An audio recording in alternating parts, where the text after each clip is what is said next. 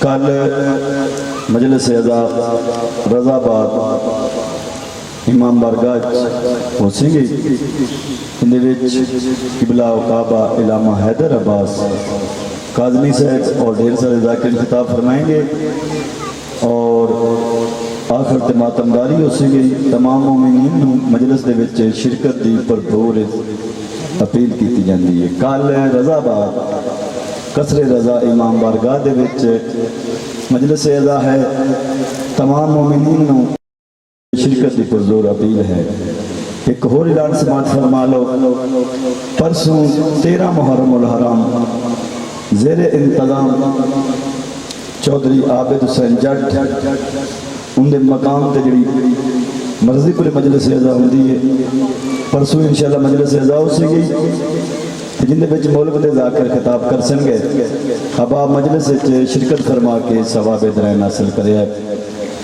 24 محرم الحرام بمقام پروکیاں والا مجلس عزا ہو سی گئی جن دے وچ قاری القصائد شہنشاہ ذکر مصائب جناب محمد عباس نونا صاحب ذاکر غلام شبیر جوہر صاحب قبلہ علامہ آغا حاجت علی صاحب جناب ذاکر احمد رجوکا صاحب ملک تنویر عباس صاحب منڈی باؤدین اور ڈھیر سارے علماء اکرام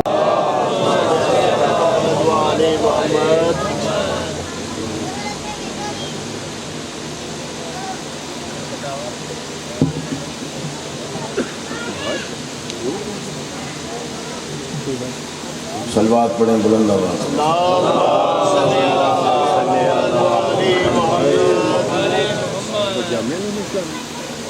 اعوذ باللہ من الشیطان الرجیم بسم اللہ الرحمن الرحیم الحمدللہ رب العالمین بارئ الخلائق اجمعین الصلاة والسلام علی اشرف الانبیاء والمرسلین وشفیع المذنبین وحبیب الہ العالمین ابی القاسم محمد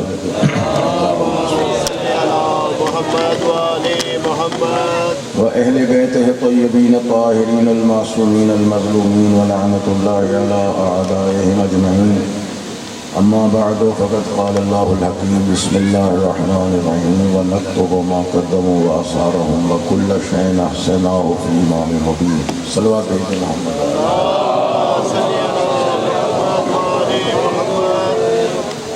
پروردگار عالم حق کے چہاردہ معصومین علیہ السلام آپ سب کی دعاؤں کو قبول فرمائے دانیان مجلس کی اس مسند عزا کو اپنی بارگاہ میں قبول فرمائے اس کا بہترین اجر انہیں اس دنیا میں بھی اور آخرت میں بھی عطا فرمائے تمام مرحومین اور شہداء ملت کو پروردگار شہداء کربلا کے ساتھ محشور فرمائے بیماروں کو شفا عطا فرمائے تمام حاضرین مومنین اور خصوصاً بانیان مجلس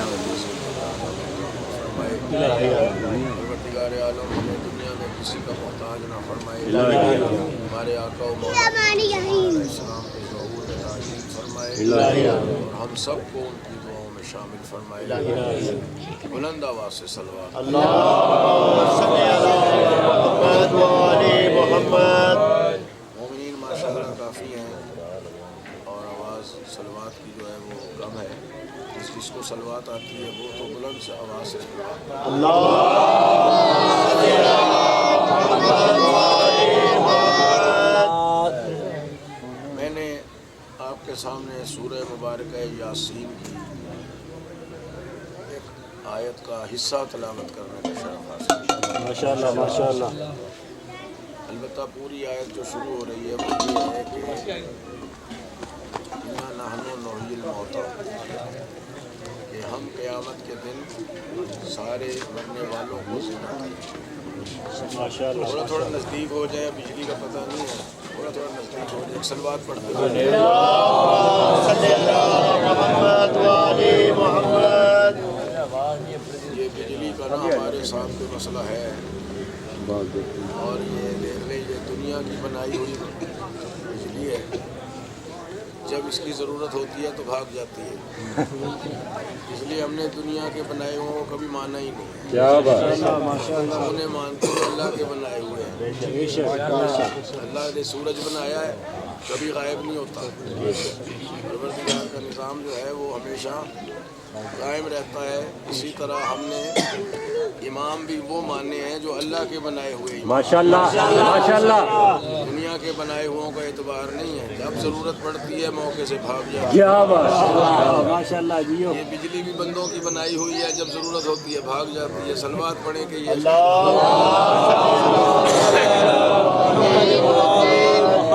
صاحب توجہ فرما لیں تاکہ اہل بیت کی خدمت میں چند جملے.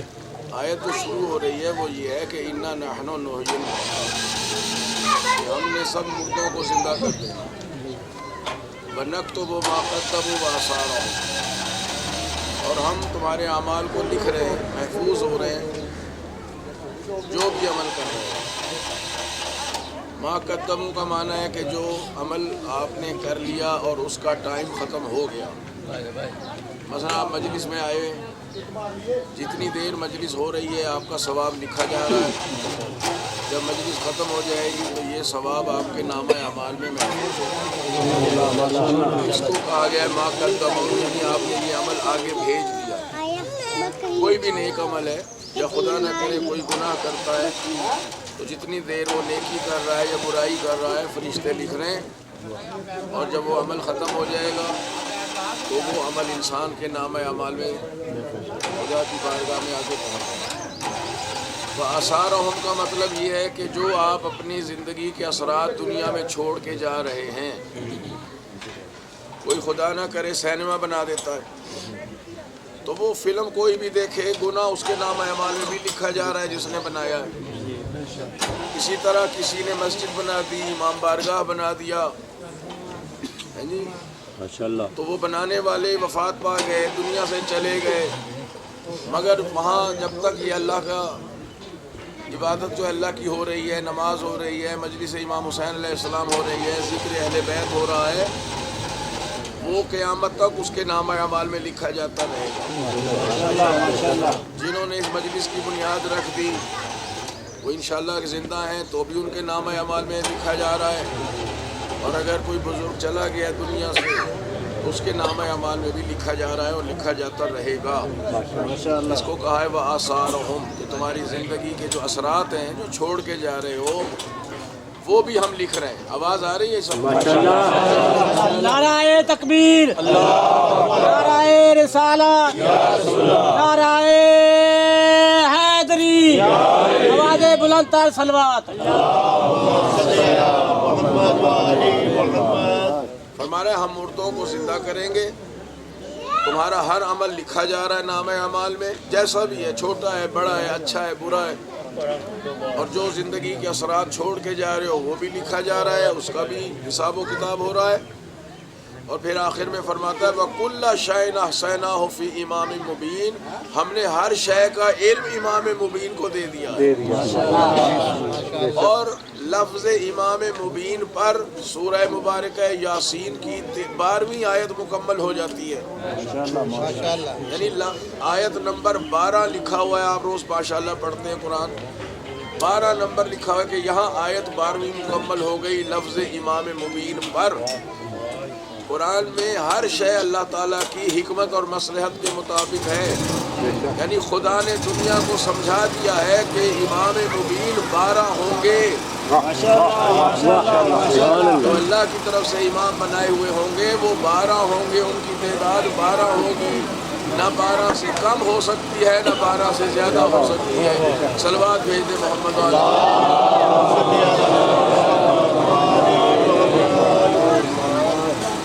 دیکھیے کہ شروع میں فرما رہا ہے کہ ہم تمام مرنے والوں کو زندہ کریں.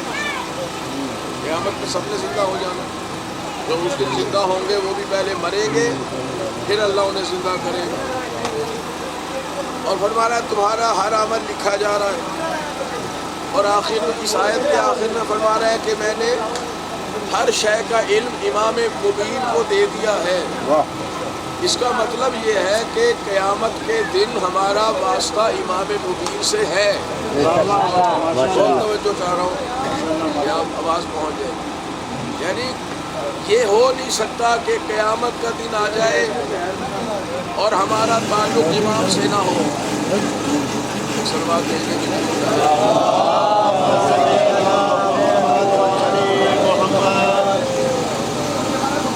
ایک اور صلوات.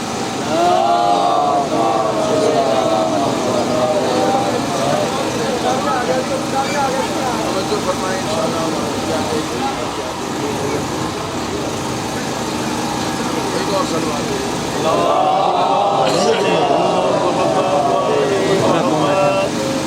آپ توجہ ادھر رکھیں گے آپ کی بھی یعنی قیامت کا دن ہمارے اعمال اور امام ان کا ایسا ربط ہے کہ خدا نے فرمایا کہ میں نے قیامت میں ہر بندے کو زندہ کر دینا ہے اور اس کے جتنے بھی نام اعمال ہیں اس کا ہم نے علم جو ہے وہ امام مبین کو دے دیا ہے اور پیش ہونا ہے خدا کی بارگاہ میں. علم جو ہے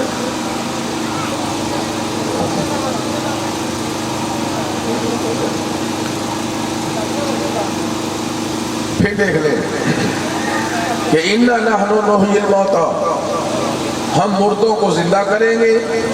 تمہارا ہر عمل لکھا جا رہا ہے اور کُلَّ شَيْءٍ أَحْصَيْنَاهُ فِي إِمَامٍ مُبِينٍ، ہم نے ہر شے کا علم امام مبین کو دے دیا.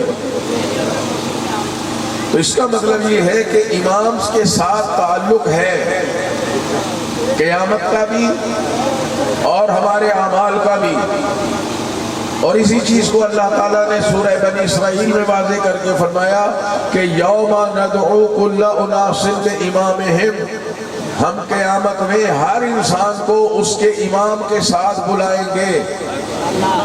یہ قرآن کریم کی آیت ہے، کوئی اس کا انکار نہیں کر سکتا. قرآن کریم کا ہر حرف اللہ تعالیٰ کی طرف سے آیا ہے. حدیث میں مسئلہ یہ ہوتا ہے لوگ کہتے ہیں یہ حدیث ہمارے نزدیک ضعیف ہے، لیکن قرآن کی آیت کو کوئی ضعیف نہیں کہہ سکتا. خدا کیا کہہ رہا ہے کہ میں تمہیں کسی نبی کے ساتھ نہیں بلاؤں گا، رسول کے ساتھ نہیں بلاؤں گا. دنیا میں نبی اور رسول کے دین پہ عمل کرنا ہے، جو رسول خدا لے کے آئے ہیں اسی شریعت پہ عمل کرنا ہے. ساری زندگی اپنے نبی حضرت محمد مصطفیٰ صلی اللہ علیہ وآلہ وسلم کے احکام کے مطابق بسر کرنا ہے. لیکن خدا کہتا ہے اس حساب و کتاب کے لیے تمہارے نامہ اعمال جو تمہارے ہاتھ میں دوں گا تو پھر حساب کے لیے اپنی بارگاہ میں تمہیں امام کے ساتھ بلاؤں گا جس کے دور امامت میں آپ زندگی گزارتے رہیں. تو ہمارے حشر نشر کا براہ راست تعلق ہے امام مبین کے ساتھ. اب دنیا کو تلاش کرنا چاہیے اور سمجھنا چاہیے کہ ہم کس امام کے ساتھ ہیں اور کس امام کے ساتھ ہونا چاہیے. وہ سلسلہ امامت کون سا ہے؟ میں نے عرض کیا یہاں 12ویں آیت پر لکھا ہوا ہے امام مبین کل شیء احصیناہ فی امام مبین، اور وہاں 12ویں آیت مکمل ہو گئی. اللہ نے تو اشارہ دے دیا ہے اور خود رسول خدا صلی اللہ علیہ وآلہ وسلم نے متعدد مقامات پر فرمایا کہ میرے اوصیاء، میرے ولی، میرے جانشین، میرے خلیفہ، میری طرف سے امت کے ہادی اور رہنما یہ 12 ہوں گے. یعنی قرآن سے بھی 12 ثابت ہو رہا ہے، حدیث سے بھی 12 ثابت ہو رہا ہے. بڑے بڑے علماء نے اپنی کتب میں ان حدیثوں کو نقل کیا ہے. کبھی رسول خدا سے کسی نے پوچھا یا رسول اللہ آپ کے اوصیاء کتنے ہوں گے؟ تو آپ نے فرمایا جتنے قوم موسیٰ کے لیے چشمے جاری ہوئے. تو جب ہم نے قرآن پڑھا کہ جناب موسیٰ کی قوم کے لیے کتنے چشمے جاری ہوئے پانی کے، تو وہاں یہی لکھا ہے کہ پتھر پہ عصا مارا تو 12 چشمے پھوٹ پڑے. قوم موسیٰ کو گزارنا تھا دریائے نیل میں سے، تو قوم پھر آپ کو پتہ ہے قوم ہی ہوتی ہے، ہر برادری دوسری سے اکڑی ہوتی ہے. ہر ایک نے کہا کہ یا موسیٰ ہمارے لیے الگ راستہ بنا کے دے، ہم فلاں برادری کے پیچھے پیچھے چلنے والے لوگ نہیں ہیں. جناب موسیٰ علیہ السلام نے راستے بنا دیے. لوگوں نے پوچھا یا رسول اللہ آپ کے بعد کتنے ہوں گے جو امت کی ہدایت کریں گے؟ تو آپ نے فرمایا جتنے قوم موسیٰ کے لیے راستے بنائے گئے، جب قرآن میں دیکھا تو وہ راستے بھی 12 بنے ہوئے تھے۔ کسی نے پوچھا کہ یا رسول اللہ آپ کے بعد اس امت کے لیے ہادی کتنے ہوں گے؟ تو آپ نے فرمایا جتنے اللہ نے آسمانوں میں برج بنائے ہیں۔ جب ہم نے سورہ بروج پڑھا تو وہاں لکھا ہوا یہی ہے کہ اللہ نے آسمانوں میں 12 برج بنائے ہیں۔ جب کسی نے پوچھا یا رسول اللہ آپ کے بعد آپ کے خلفاء کی تعداد کتنی ہوگی؟ تو آپ نے فرمایا کہ جتنے سال کے مہینے ہیں۔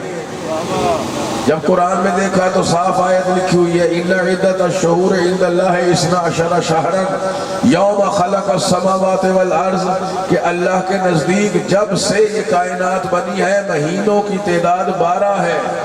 اور آگے جو جملہ ہے آیت کا حصہ ذالک الدین القیم، یہی وہ دین ہے جو ہمیشہ قائم رہنے والا ہے۔ سمجھدار لوگ تشریف فرمائیں، خدا فرما رہا ہے کہ جب سے کائنات بنائی میں نے مہینوں کی تعداد 12، اور آگے کہہ رہا ہے یہی قائم رہنے والا دین اور سیدھا دین ہے۔ میں بچوں سے، نوجوانوں سے، تعلیم یافتہ افراد سے پوچھ رہا ہوں بھئی دنیا کے ہر کیلنڈر میں سال میں 12 مہینے ہوتے ہیں کہ نہیں؟ چائنا والوں کا کیلنڈر دیکھ لو تو 12 مہینے۔ توجہ ادھر فرمائیں گے۔ یہ انگریزوں کا کیلنڈر ہے جو ہم استعمال کرتے ہیں جس میں 2022 ہے، جناب عیسیٰ کی ولادت سے، اسے عیسوی سال کہتے ہیں، اس میں بھی 12 مہینے۔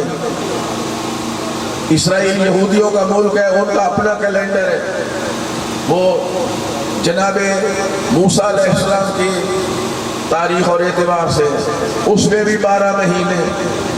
روس والوں کا اپنا کیلنڈر ہے، اس میں بھی 12 مہینے۔ یہ جو ہمارے دیسی مہینے استعمال ہوتے ہیں ساون بھادو، یہ ہندوؤں کا اور سنسکرت زبان والوں کا کیلنڈر ہے، اس میں بھی سال کے 12 مہینے۔ اور یہ جو اسلامی مہینہ استعمال ہم کرتے ہیں، یہ پہلا ہے محرم، یہ بھی 12 مہینے۔ میں عرض یہ کرنا چاہ رہا ہوں اور اپنے معزز جو دور بیٹھے سن رہے ہوں ان سے بھی یہی پوچھنا چاہ رہا ہوں کہ چاہے مسلمانوں کا کیلنڈر ہو، چاہے ہندوؤں کا ہو، چاہے سکھوں کا ہو، چاہے عیسائیوں کا ہو، چاہے یہودیوں کا ہو، ہر سال میں 12 مہینے ہوتے ہیں، ہر کیلنڈر میں 12 مہینے ہوتے ہیں۔ اور اللہ کہہ رہا ہے جب سے کائنات بنی، اس کا دین اسلام سے کیا تعلق ہے؟ یا تو ہوتا نا بھئی، بہت سمجھنے کی طرح توجہ فرمائیں گے، ادھر ادھر نہ دیکھیں تو بات ذہن میں بیٹھ جائے گی کہ یہودی، عیسائی، ہندو، سکھ، سنسکرت، چینی، روسی جتنے بھی ہیں، اچھا ایران میں بھی ایک کیلنڈر ہوتا ہے جو شہنشاہی زمانے سے چلا آ رہا ہے، یعنی بادشاہوں کے زمانے 2500 سال وہاں ایرانی بادشاہوں نے جو مجوسی بھی تھے اور خدا جانے کون کون سے حکومت کر کے گئے۔ انقلاب جب ختم ہوا ہے تو یہی کہا جاتا ہے آیت اللہ خمینی نے انقلاب لا کے 2500 سالہ بادشاہت کو ختم کیا ہے۔ ان کا بھی ایک بہت پرانا کیلنڈر ہے جس میں اس وقت تقریباً 2700 سال گزر چکے، اس میں بھی 12 مہینے۔ قرآن جو کہہ رہا ہے کہ اللہ کے نزدیک سال میں مہینوں کی تعداد 12 ہے، اور کہتا ہے ذالک الدین القیم، یہی سیدھا اور قائم رہنے والا دین ہے، حالانکہ ہر کیلنڈر میں 12 مہینے ہیں۔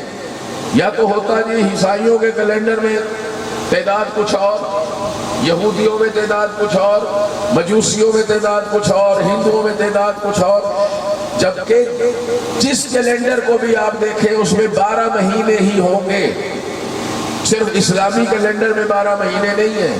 تو خدا جو فرما رہا ہے کہ یہی دین ہمیشہ قائم رہنے والا اور سیدھا دین ہے جس میں 12 مہینوں کی تعداد ہے، تو اس کا مطلب یہ ہے کہ خداوند عالم لفظ 12 شہرن کے 12 مہینے ہیں استعمال فرما کے، اور آگے کہہ کے کہ یہی ہمیشہ قائم رہنے والا اور سیدھا میرا دین ہے۔ کچھ دنیا کو سمجھانا چاہ رہا ہے، لوگوں کی نظریں فقط قرآن کے الفاظ پر ہوتی ہیں، اور در حقیقت یہ دیکھنا چاہیے کہ قرآن کے لفظوں کے اندر کیا مفہوم سمویا ہوا ہے۔ اسے کہتے ہیں تعویل۔ اور اللہ تعالیٰ فرماتا ہے کہ وَمَا يَعْلَمُ تَعْوِيلَهُ إِلَّا اللَّهُ وَالرَّاسِخُونَ فِي الْعِلْمِ۔ میں آیت کا بہت آسان ترجمہ کرنا چاہ رہا ہوں کہ قرآن کا جو حقیقی معنی اور مفہوم ہے اسے یا خدا جانتا ہے جس نے نازل کیا ہے، یا وہ گھرانہ جانتا ہے جس گھر میں ہم نے قرآن نازل کیا ہے۔ تو جب ہم نے خاندان آل محمد کے دروازے پر جا کر اپنی پیشانی جھکائی، امام جعفر صادق علیہ السلام سے پوچھا بلند آواز سے سنا کہ مولا ہر جگہ سال میں 12 مہینے ہی ہوتے ہیں، یہ دین قیم سے اس کا کیا تعلق ہے کہ سال میں 12 مہینے اور یہی ہمیشہ قائم رہنے والا دین ہے؟ تو صادق آل محمد علیہ السلام نے ارشاد فرمایا کہ تم سمجھے نہیں ہو، یہاں سال کے 12 مہینوں سے مراد یہ والے مہینے نہیں ہیں، جنوری فروری محرم صفر، یہ تو ہر کیلنڈر میں 12 ہے۔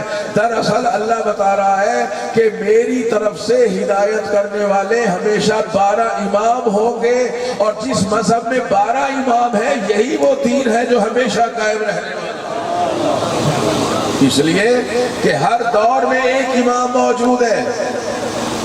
امام کا فریضہ دین کو قائم رکھنا ہے۔ بعض لوگ بیچارے یہ سمجھتے ہیں کہ ہم جو پیغمبر اکرم کے بعد 12 اماموں کا عقیدہ رکھتے ہیں، اس کو بعض لوگ یہ شک و شبہ میں مبتلا ہے کہ شاید ہم اپنے ائمہ کو نبی مانتے ہیں، معاذ اللہ۔ لوگوں نے کلپ بنا کے، لیکچر بنا کے تقریریں جو ہیں وہ اپلوڈ کی ہوئی ہیں یوٹیوب پر اور فیس بک پر اور پتہ نہیں کہاں کہ یہ شیعہ جو ہے نا یہ اپنے اماموں کو نبی مانتا ہے۔ بیچاروں کو سمجھ میں نہیں آیا، بھائی نبی تو اب آنا بند ہو گئے، ہم ختم نبوت پر ایمان رکھتے ہیں کہ نبوت اور رسالت حضرت محمد مصطفیٰ پہ ختم ہو گئی ہے، ان کے بعد اب کوئی بھی نبی نہیں آ سکتا کسی بھی صورت میں، قرآن کے مطابق بھی، حدیث کے مطابق بھی، حالات و واقعات کے مطابق بھی، اور خود انسان کی عقل کا تقاضا بھی یہی ہے۔ دیکھیے کہیں بہت بڑے بڑے جلسے ہوتے ہیں، بہت بڑے بڑے جلسے ہوتے ہیں، پورے دن کے جلسے ہوتے ہیں، تو کیا ہوتا ہے جو وہاں سب سے بڑا خطیب ہو وہ سب سے پہلے پڑھتا ہے یا سب سے آخر میں؟ جو چیف گیسٹ ہوتا ہے، مہمان خصوصی ہوتا ہے، یعنی بہت بڑا خطیب العصر ہو، اسے سب سے آخر میں پڑھوایا جاتا ہے کہ سارا مجمع ہی آپ کو سننے کے لیے آیا ہے، اگر آپ ہی پہلے سن کے چلے گئے تو یہ بیچارے چھوٹے چھوٹے خطیب جو ہیں انہیں کون سنے گا؟ ہر جگہ ایسے ہوتا ہے، اللہ کے نزدیک بھی ایسے ہے، اس نے پہلے چھوٹے چھوٹے نبی بھیجے، وہ ہمارے اعتبار سے بہت بڑے ہیں لیکن ہمارے نبی کے سامنے تو چھوٹے چھوٹے ہیں نا۔ آپ جتنے مرضی چراغ جلا لیں، بلب جلا لیں، لائٹیں جلا لیں، 500 واٹ کے، 1000 واٹ کے بلب جلا لیں، یہ رات کے اندھیرے میں بڑی روشنی دیں گے، لیکن جب سورج نکلتا ہے تو سب ماند پڑ جاتے ہیں، کسی بلب کی روشنی نظر ہی نہیں آتی۔ آدم علیہ السلام سے لے کر جناب عیسیٰ تک یہ سارے نبی جو آئے ہیں یہ ایسے ہی ہیں جیسے بلب جل رہے ہیں، ٹیوبیں جل رہی ہیں، ہدایت کر رہے ہیں، روشنی دے رہے ہیں، لیکن جب نبوت کا آخری سورج حضرت محمد مصطفیٰ کا طلوع ہوا ہے تو آدم سے عیسیٰ تک ہمیں امتی نظر آئے ہیں۔ اس لیے کہ یہ مسلم ہے قرآن کی آیت سے بھی اور رسول پاک کے فرمان سے بھی کہ یہ سارے نبی اس وقت ان کو نبوت ملی جب انہوں نے ہمارے نبی محمد مصطفیٰ کی نبوت کا کلمہ پڑھا۔ تو عقلی طور پر بھی، قرآن کے طور پر بھی، حدیث کے اعتبار سے بھی، حالات و واقعات کے اعتبار سے بھی سرکار دو عالم پر نبوت ختم ہو گئی ہے، اب ان کے بعد کوئی نبی نہیں آ سکتا۔ کیسے آئے؟ کوئی جرات ہی نہیں کر سکتا۔ اور نبی اور رسول کی ضرورت اس وقت تک ہوتی ہے، بہت توجہ، جب تک اللہ نے انسانوں کے لیے زمین پر کوئی پیغام بھیجنا ہے۔ نبی آئیں گے، اللہ کا پیغام لیں گے، رسول آئیں گے، اللہ کا پیغام وصول کریں گے، لوگوں تک پہنچائیں گے، سارے دین کو پھیلائیں گے۔ تو کب تک آئیں گے نبی اور رسول؟ جب تک دین اور احکام بندوں کے لیے آنے ہوں گے، اور جہاں سارا دین مکمل ہو جائے تو انبیاء کے آنے کا مقصد پورا ہو گیا، دین پہنچانا تھا نا انبیاء نے. انبیاء نے دین پہنچایا, پہنچاتے رہے. جب تک اللہ کے احکام اور پیغام آتے رہے, نبیوں کی ضرورت تھی, رسولوں کی ضرورت تھی. لیکن جس مقام پہ آ کے اللہ یہ کہہ دے کہ الیوم اکملت لکم دینکم, آج میں نے تمہارا دین مکمل کر دیا,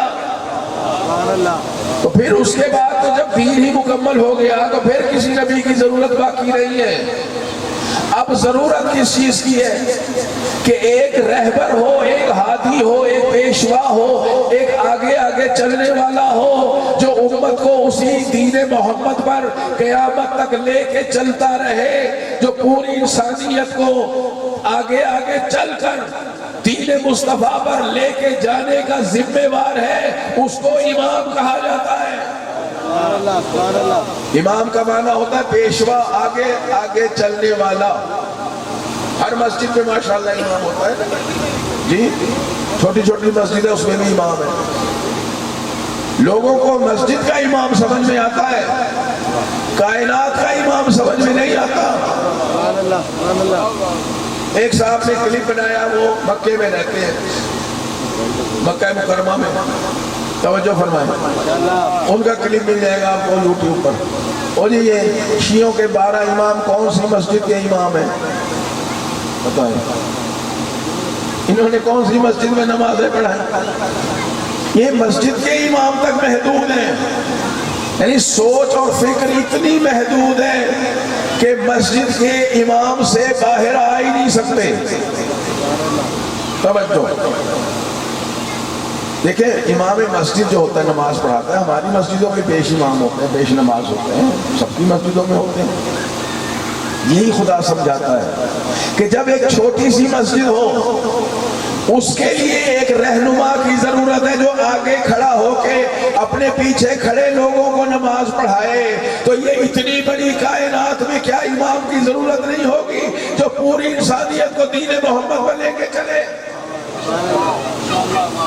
یعنی امامت کا انکار بھی کرتے ہیں اور خود مسجد میں امام بھی رکھتے ہیں اور امام بن بھی جاتے ہیں. اچھا, امام مسجد کا بڑا مقام ہے, بہت بڑا مقام ہے نماز پڑھانے والے کا. ٹھیک, اس کی آپ نے کرنی ہے اتباع اور اطاعت. گھبرا تو نہیں رہے گی ماشاءاللہ, میری سادہ خوش باتیں ہوتی ہیں لیکن اس کے اندر سے انشاءاللہ مفہوم کوئی نہ کوئی نکلے گا. مسجد میں جو امام جماعت ہے, پیش نماز بھی ہم کہتے ہیں, امام جماعت بھی کہتے ہیں, اس کے پیچھے چلنا ہے. اخلاقی طور پر تو اس کی عزت اور احترام ہر وقت کرنا چاہیے, یعنی اس کی بات ماننی چاہیے. بھائی الحمدللہ ہمارے ہاں تو امام جماعت ہونے کا جب تک سرٹیفکیٹ نہ مل جائے, وہ پڑھا لکھا نہ ہو اور عادل نہ ہو, سب سے بڑی شرط ہے کہ عادل ہونا چاہیے, گناہ نہ کرتا ہو, تو بہت شرائط ہے ہمارے ہاں. تو باقی دنیا میں ایسے ہی ہے, جو بھی آگے کھڑا ہو جائے, وہ کہتے ہیں نماز جماعت سے پڑھو جائے کوئی پڑھائے. میں نے ایسوں کو بھی دیکھا ہے اور ماشاءاللہ حج کے موقع پر بھی دیکھا ہے, وہاں دیکھا زیادہ تر کہ پینٹ کوٹ پہنا ہوا, ٹائی لگائی ہوئی ہے اور امام جماعت بن جاتا ہے. الحمدللہ ہمارے ہاں ایسا نہیں ہے. ہمارے ہاں جو ہے نا, اس کا علم بھی ہو, اس کا عدل بھی ہو, اور اس کا لباس بھی شرعی طور پر ایسا ہو جسے دین کرتا ہو. اللہ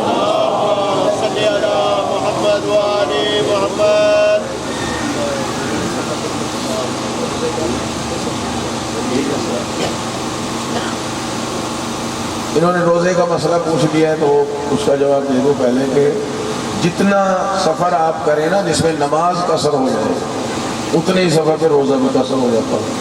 مثلا اگر آپ نے جانا ہے 46 کلومیٹر 45 کلومیٹر, احتیاطاً اتنا ہی ہے, تو مثلا جانا ہے 46 کلومیٹر جانا ہے, تو جب آپ شہر کی حدود سے نکلیں گے, مثلا ادھر سے لاہور کی طرف جائیں تو یہ گٹ والا پارک وغیرہ جہاں وہ انٹرچینج وہ بنے ہوئے ہیں, ٹول ٹیکس والے بنے ہیں, یہ شہر کی حد سمجھی جائے گی. جب اس سے نکل جائیں گے اور جانا ہے ہم نے 46 کلومیٹر, تو نماز جو 4 رکعت والی ہے وہ 2 رکعت ہو جائے گی, اور ظہر سے پہلے اگر گئے ہیں تو روزہ ختم ہو جائے گا, ظہر کے بعد اگر جائیں گے تو روزہ پورا کرنا پڑے گا. صلوات بھیج دو تو میں یہ عرض کر رہا تھا کہ امام جماعت جو ہے مسجد میں جو نماز پڑھانے والے ہیں ان کا احترام کرنا چاہیے، لیکن ان کی جو اطاعت ہے وہ کتنی دیر کی واجب ہے؟ 2 رکعت میں یا 3 رکعت میں یا 4 رکعت میں؟ میں تھوڑی دیر توجہ فرما لیں کہ 2 رکعت نماز فجر پڑھنی ہے تو ان کے پیچھے پڑھنی ہے، وہ جو اللہ اکبر ہے وہ ان کے بعد کہنا ہے، رکوع میں اس کے بعد جانا ہے، سجدے میں اس کے بعد جانا ہے، سلام اس کے بعد پڑھنا ہے، یعنی اپنی جماعت کے امام کے پیچھے پیچھے چلنا ہے، یا 2 رکعت میں یا 3 رکعت میں اس کی اطاعت ہے یا 4 رکعت میں۔ بچوں کے لیے کہوں یا 2 منٹ یا 3 منٹ یا 4 منٹ، مسجد کے امام کی اطاعت اتنی دیر کے لیے واجب ہے کہ یا 2 منٹ یا 3 منٹ یا 4 منٹ، حد کر لیں 5 منٹ، لیکن جنہیں اللہ نے کائنات کا امام بنایا ہے ان کی اطاعت زندگی کے ہر لمحے میں واجب ہے۔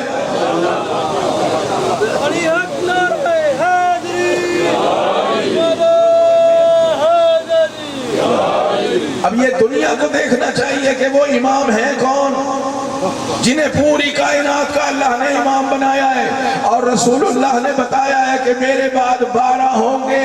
حضور نے ہر شے کی وضاحت کر دی اور فرما دیا کہ جو آخری ہوگا اس کا غیبت کا زمانہ بڑا لمبا ہوگا، اور جب تک وہ آ نہیں جائے گا قیامت نہیں آ سکتی۔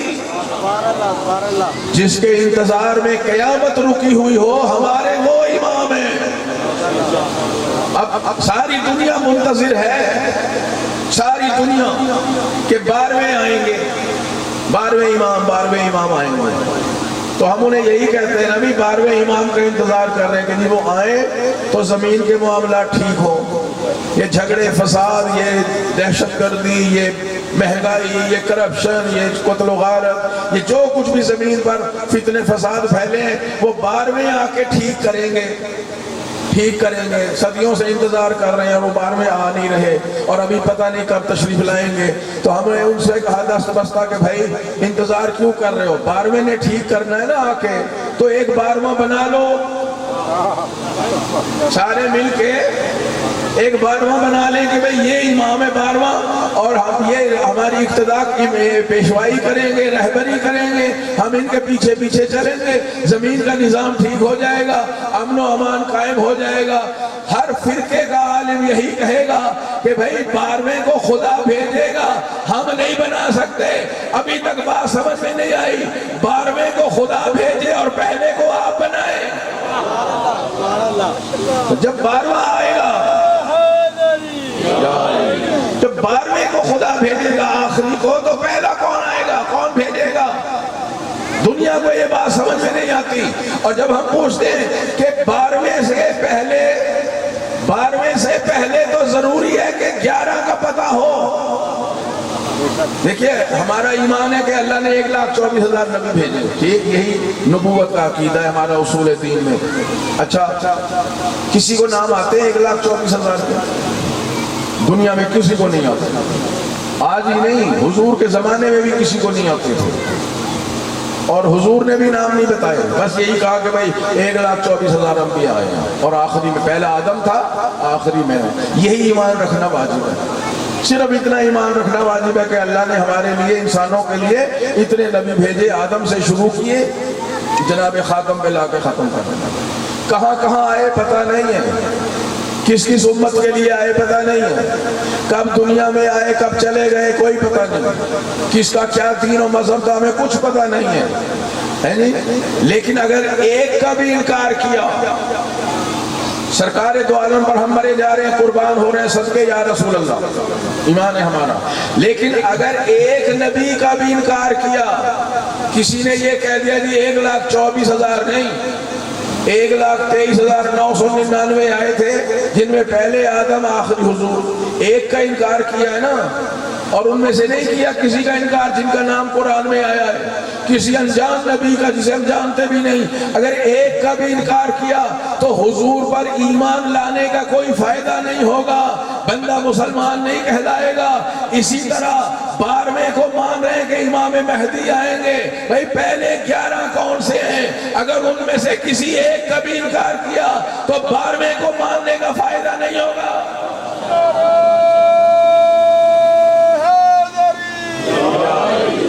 حضور نے جب 12 معین کر دیے تو پھر 12 کو ہی ماننا پڑے گا۔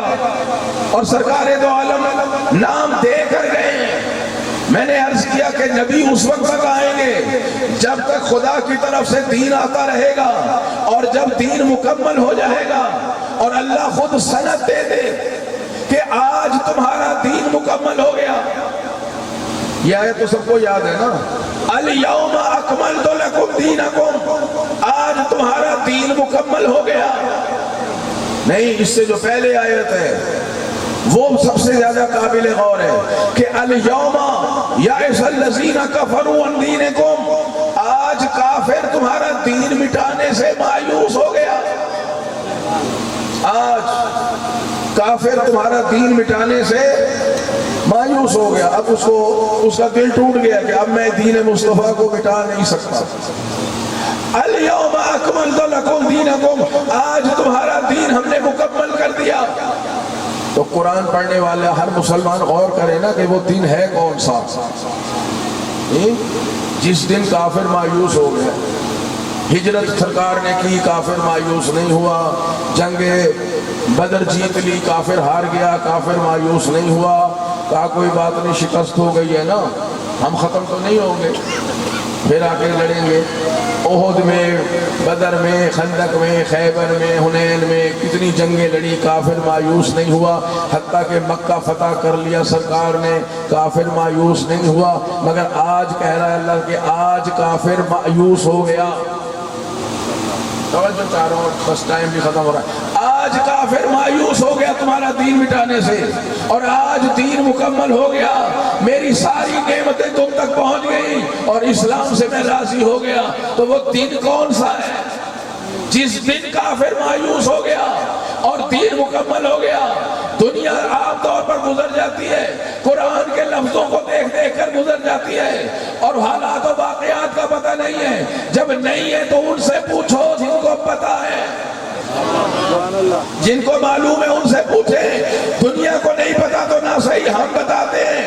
وہ ہے 18 ذی الحج، جب میرے نبی نے آخری حج کر لیا اور واپس آ رہے ہیں، سارے لوگ رسول اللہ کے ساتھ آ رہے ہیں، کچھ جلدی میں آگے چلے گئے، کچھ سست رفتاریں پیچھے رہ گئے، کچھ وہ ہیں جو شمع رسالت کے پروانے حضور کے ساتھ ساتھ ہیں۔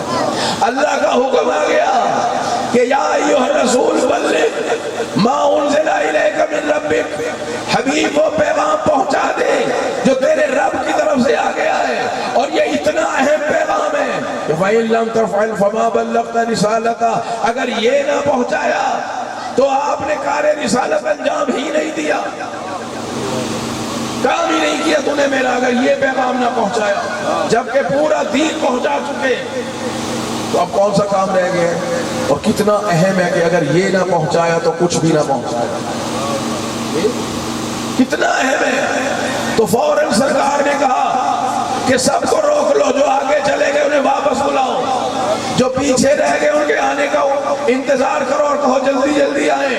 اور جب سب جمع ہو گئے تو کہا میرے لیے ممبر بنایا جائے۔ کہا یا رسول اللہ یہ جنگل میں ممبر کہاں سے آئے گا؟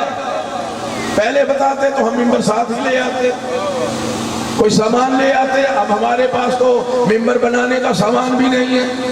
وہ آریاں کہاں سے لائیں، ہتھوڑیاں کہاں سے لائیں، کیلے کہاں سے لائیں؟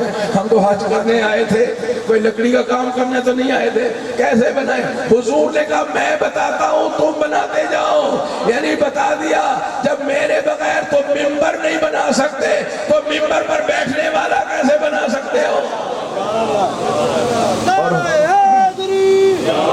اور پھر حضور نے بتایا کہ اپنے اپنے اونٹوں پر سے پالان شتر یہاں رکھتے چلے، پالان شتر اونٹوں کے کچاوے رکھوائے، اتنا بلند ممبر بنایا کہ کم از کم 1.25 لاکھ افراد کی تعداد تھی۔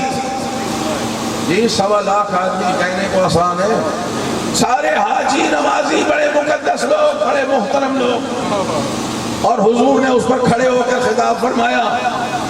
اور دیکھیں دو باتیں بڑی عجیب ہیں. ایک تو منبر بڑا عجیب ہے, توجہ ہے آپ سب کی. اچھا عرب لوگ جو تھے نا, یہ کہیں جا کے کوئی پیغام دینا ہوتا تھا تو اپنے گھوڑے پر بیٹھ کے بھی دے دیتے تھے. جیسے خود سرکار امیر المومنین نے سورہ توبہ کی جب تبلیغ جا کے کی ہے انہیں مشرکوں کو خانہ کعبہ کے سامنے, تو گھوڑے پر بیٹھے بیٹھے کی, اونٹ پر بیٹھ کے بھی گفتگو کر لیتے ہیں. مگر سرکار نے منبر ہی عجیب بنوایا, پالان شکر. اچھا اب ہر کام میں کئی مصلحتیں ہوتی ہیں نا, ایک مصلحت ہوتی ہے. ممکن ہے یہ ہو کہ بھئی یہ ماشاءاللہ جلدی میں حج کے بعد نا, ہمارا تجربہ ہے حج کے بعد حاجی کا مکے میں بھی دل نہیں لگتا, جلدی سے گھر پہنچ. ابھی یہ جلدی میں لوگ ہیں. اب مثلا 5-7 بندے آئے ہوئے ہیں, ان کے پاس موٹر سائیکلیں ہیں, گاڑیاں ہیں, مجھے پتا ہو کہ بھئی یہ جلدی نہ نکل جائیں, مجلس ختم ہونے سے پہلے میں انہیں کہوں بھائی اپنی موٹر سائیکلوں کی چابیاں یہاں رکھ دیں. اب وہ چابیاں میرے پاس آ گئی نا, تو جا تو نہیں سکتے جب تک میں چابیاں نہ دے دوں. تو حضور نے بھی سب کی چابیاں رکھوا لی کہ اپنے اونٹ کا پالان یہاں لا کے رکھ دو. تو ایک تو عجیب بات یہ کہ پالان شتر یہاں ہیں, اونٹوں کے کچاوے یہاں ہیں, اب یہ جا نہیں سکتے, اور یہ یاد رکھیں گے کہ ہمارے اونٹ کا کچاوا لے لیا تھا. اور دوسرا نیا کام رسول اللہ نے یہ کیا کہ مدینے کے منبر پر خود اکیلے منبر پہ جاتے تھے, مگر غدیر کے منبر پر اپنے بھائی علی کو بھی ساتھ لے کر گئے, اور سارا دین دوبارہ ریپیٹ کیا, ساری باتیں پہنچا کے. میرے نبی نے فرمایا, بڑا طویل خطبہ ہے, کہ اللہ کا حکم آیا ہے کہ تو نے دین تو پہنچا دیا, لیکن اگر یہ پیغام نہ پہنچایا تو تو نے میرے دین کا کوئی کام نہیں کیا. اب وہ پیغام پہنچا رہا ہوں جس کو پہنچانا میرے اوپر ہر پیغام سے زیادہ واجب ہے. کہا یا رسول اللہ وہ کون سا ہے, وہ پیغام کون سا ہے؟ تو آپ نے فرمایا پہلے یہ بتاؤ, میں تمہاری زندگیوں پر تم سے زیادہ اختیار رکھتا ہوں یا نہیں؟ آپ کو مجھے اپنی زندگی پر اختیار نہیں ہے, اسی لیے خودکشی حرام. لیکن اگر نبی کہہ دیں کہ اپنی گردن کاٹ کے میرے قدموں میں ڈال دو, تو گردن کاٹنا واجب ہو جائے گا, اور یہ کہلائے گا شہادت. اسے کہتے ہیں کہ آیا تمہاری زندگیوں پر میرا حق زیادہ ہے یا نہیں؟ جس کا حق زیادہ ہو اسے عربی میں اولا کہتے ہیں. قرآن نے پہلے ہی کہا کہ نبی اولا ہے, سارے مومنین کی زندگیوں پر اختیار رکھتا ہے. نبی نے پوچھا یہ بتاؤ میں تمہاری زندگیوں پر, توجہ فرمائے بھائی آ رہے ہیں مومنین, صلوات بھیج دیں.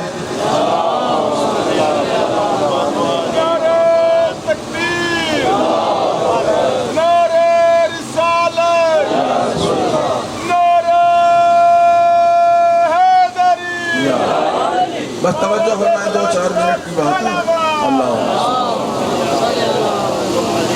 الستو اولا بکم من انفسکم, کیا میں تمہاری زندگیوں پر تم سے زیادہ اختیار نہیں رکھتا؟ کیا میں تم سب سے اولا نہیں ہوں؟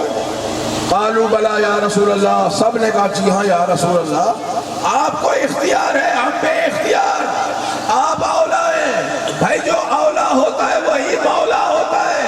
تو میرے نبی نے فوراً اپنے بھائی علی کو ہاتھوں پر اٹھایا, سب کے سامنے لا کے دکھایا, اور فرمایا اللہ مولایا وَعَلَى مَوْلَى الْمُؤْمِنِينَ وَمَنْ كُنْتَ مَوْلَاهُ وَهَذَا عَلِيٌّ مَوْلَا.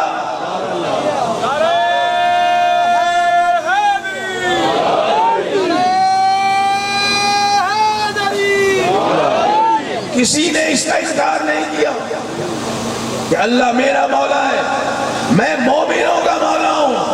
میرا نبی ہر ایک کا مولا نہیں, مومنوں کا مولا ہے. اور فرمایا جس کا میں مولا ہوں اس کا یہ علی مولا ہے. اس کا کسی عالم نے انکار نہیں کیا.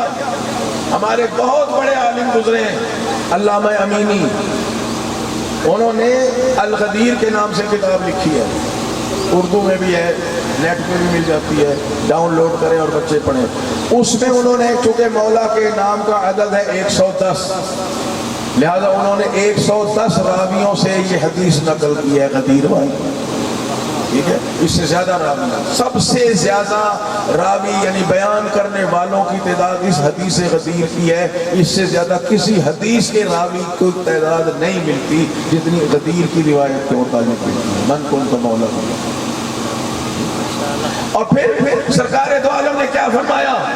اللہم والے من والا ہو، پروردگار تو اس سے محبت کر جو علی سے محبت کرے، وعاد من آدھا ہو، تو اس سے دشمنی کر جو علی سے دشمنی کرے، وانصر من نصرہ، پروردگار تو اس کی مدد کر جو علی کے ساتھ ساتھ رہے، واخذل من خذلہ، اور تو اسے چھوڑ دے جو علی کو چھوڑ کے چلا جائے۔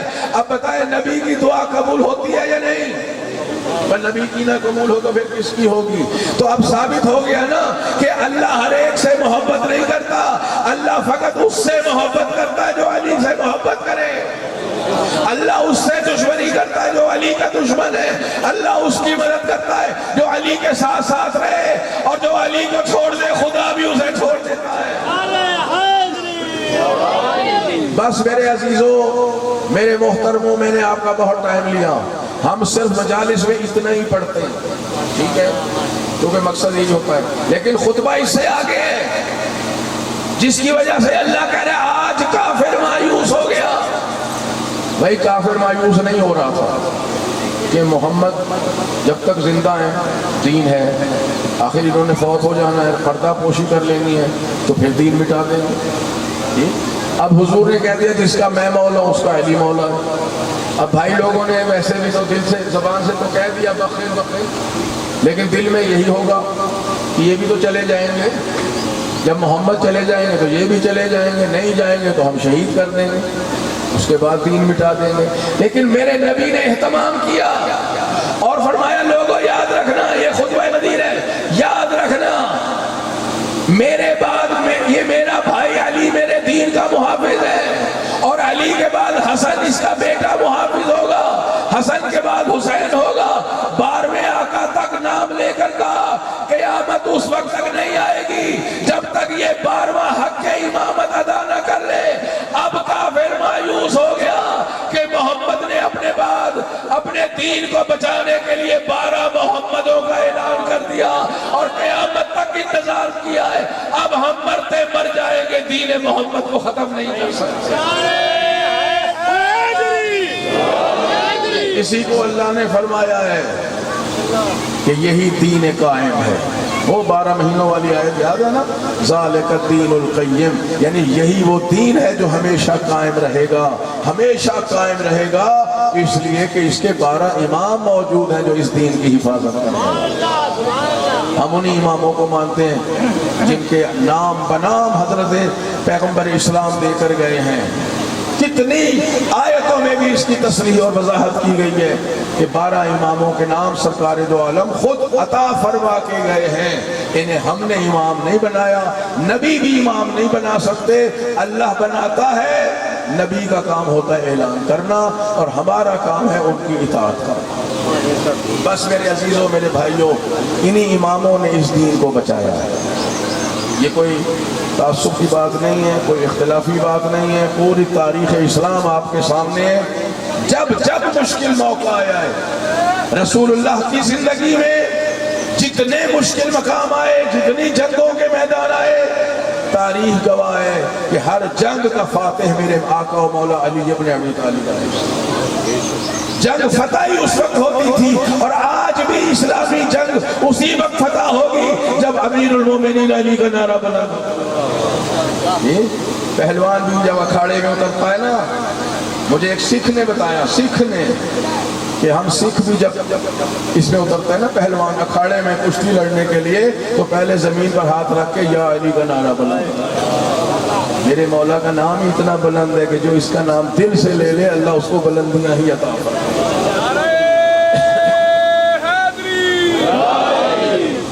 کون سا میدان ہے جو علی نے فتح نہیں کیا؟ رسول اللہ کی رحلت کے بعد بھی جہاں اسلام پر مشکل وقت آیا ہے میرے مولا نے جا کر سنبھالا، صفین ہو، جمل ہو، نہروان ہو، میرے مولا نے جا کر سنبھالا۔ اس کے بعد امام حسن علیہ السلام نے مشکل ترین وقت میں اپنے نانا کے دین کو بچایا ہے۔ دیکھیے دین بچانا صرف تلوار سے نہیں ہوتا، پیغمبر اسلام نے عیسائیوں کے مقابلے میں دین کو اپنے کردار سے بچایا ہے مباہلہ میں جا کر، اور 4 ہستیاں اپنے پنجتن پاک نے جا کے کردار سے اسلام کو بچایا ہے۔ اسی طرح امام حسن مجتبیٰ نے صلح کر کے اپنے کردار سے اسلام کو بچایا، مگر یزید چونکہ فوج بھیج رہا ہے، حملہ کر رہا ہے امام حسین علیہ السلام پر، تو پھر یہاں جنگ ہوگی، اور جنگ کے ذریعے سے سید الشہداء پر یزید نے جو حملہ کرایا ہے، امام حسین کسی کی زمین پہ نہیں اترے۔ امام حسین علیہ السلام نے پہلے زمین خریدی ہے، پھر گھوڑے سے اترے، اور اپنی زمین پہ آپ نے قدم رکھا جس زمین کے امام حسین خود مالک تھے۔ بس عزادارو، یہ دن عزاداری کے دن ہے، کربلا کی جنگ ہوئی، کتنی شدید جنگ، نہ اس سے پہلے کبھی ہوئی نہ اس کے بعد کبھی ہو سکتی، اور امام حسین علیہ السلام نے اپنے نانا کے دین کو بچانے کے لیے اپنا سب کچھ قربان کیا۔ کون ایسی قربانی دے سکتا ہے کہ جتنے ساتھی آئے ہیں سب کو قربان کیا، جتنے رشتہ دار آئے ہیں سب کو قربان کیا، اور اس دین کے لیے علی اکبر جیسے ہم شکل پیغمبر کو قربان کر دیا، اس دین کے لیے ہم شکل امام حسن جیسے اپنے بھتیجے شہزادہ قاسم کی لاش کے ٹکڑوں کو چنا ہے، اس دین کے لیے آپ نے اپنے بھانجے اون و محمد قربان کر دیے، اس دین کے لیے آپ نے اپنے 6 ماہ کا بچہ قربان کر دیا۔ دنیا غور کرے ہم کن کے لیے آنسو بہاتے ہیں۔ 2 لوگ کہتے ہیں جی شہزادوں کی جنگ تھی، شہزادوں کی جنگ میں کوئی شہزادہ اپنے 6 ماہ کے بیٹے کو قربان نہیں کرتا۔ یہ حسین ابن علی نے اپنے نانا کے اسلام اور دین کو بچانے کے لیے قربانی دی ہے، یزیدیت کو مٹانے کے لیے قربانی دی ہے، کہ اگر اس کے لیے 6 ماہ کے بچے کے خون کی ضرورت ہے تو حسین وہ بھی قربان کرنے کو تیار ہے۔ اور عزیزو، اس دین کے لیے میرے آقا و مولا نے اپنے بھائی حضرت ابوالفضل العباس کے بازوؤں کی قربانی دی ہے۔ اس دین کے لیے خود آقا حسین نے اپنی قربانی دی ہے، اور اس دین کے لیے سب سے بڑھ کر علی کی بیٹیوں کی چادروں کی قربانی دی ہے۔ خدا کی قسم، بس چونکہ علم حضرت عباس کو آپ کے سامنے زیارت کے لیے لایا جائے گا، اس لیے 2 جملے صرف جناب عباس کے لیے عرض کر رہا ہوں۔ کتنے عظیم ہے حضرت عباس، ہر جنگ میں مولا علی کے ہاتھ میں علم ہوتا تھا، مگر مولا کا لقب علمدار نہیں ہے۔ جناب غازی عباس نے کربلا کی جنگ میں روز عاشور چند گھنٹوں کے لیے علم اٹھایا ہے، مگر قیامت تک کے لیے عباس علمدار کہلا رہے ہیں، اور لفظ با وفا جڑ گیا ہے حضرت عباس کے ساتھ۔ آپ جب بھی کہیں گے با وفا، فوراً زبان پہ حضرت عباس کا اس پہ گرامی آئے گا۔ کیا وفا دکھائی ہے، خود 3 دن کے پیاسے ہیں، خود 3 دن کے پیاسے ہیں، اور ہر شہید سے پہلے آگے کہتے ہیں مولا مجھے شہادت کی اجازت دے۔ مولا فرماتے ہیں تم تو علمدار ہو، تم تو سالار لشکر ہو، سالار لشکر نہیں جایا کرتا۔ جب سب شہید ہو گئے تو آگے عرض کرتے ہیں مولا اب تو مجھے اجازت دے دے۔ مولا نے پھر وہی فرمایا عباس تم تو لشکر کے سالار ہو۔ جناب عباس ادھر ادھر دیکھ کے عرض کرتے ہیں مولا وہ لشکر کہاں گیا جس کا مجھے سب خدا کے حضور میں شہادت کے لیے پہنچ گئے، تو شاید مولا نے فرمایا ہو، بلکہ یقیناً فرمایا ہوگا عباس آہستہ بولو، اس لشکر میں میری بہن زینب بھی ہے، ام کلثوم بھی ہے، رباب اور سکینہ بھی ہے، تمہاری وجہ سے ان کے دلوں کو ڈھارس ہے کہ ہمارے پردوں کا محافظ موجود ہے۔ لیکن آخر شہید ہونا تھا، امام نے آخر یہی فرمایا عباس اگر ہو سکے تو بچوں کے لیے پانی کا اہتمام کرو، بس یہی فرمایا۔ علماء فرماتے ہیں حکم نہیں دیا، اگر امام فرماتے عباس پانی لایا جائے تو دنیا کی کوئی طاقت روک نہیں سکتی تھی، عباس پھر پانی لے کر آتے، مگر امام نے فرمایا تھا عباس اگر ہو سکے تو بچوں کے لیے پانی کا اہتمام کرو۔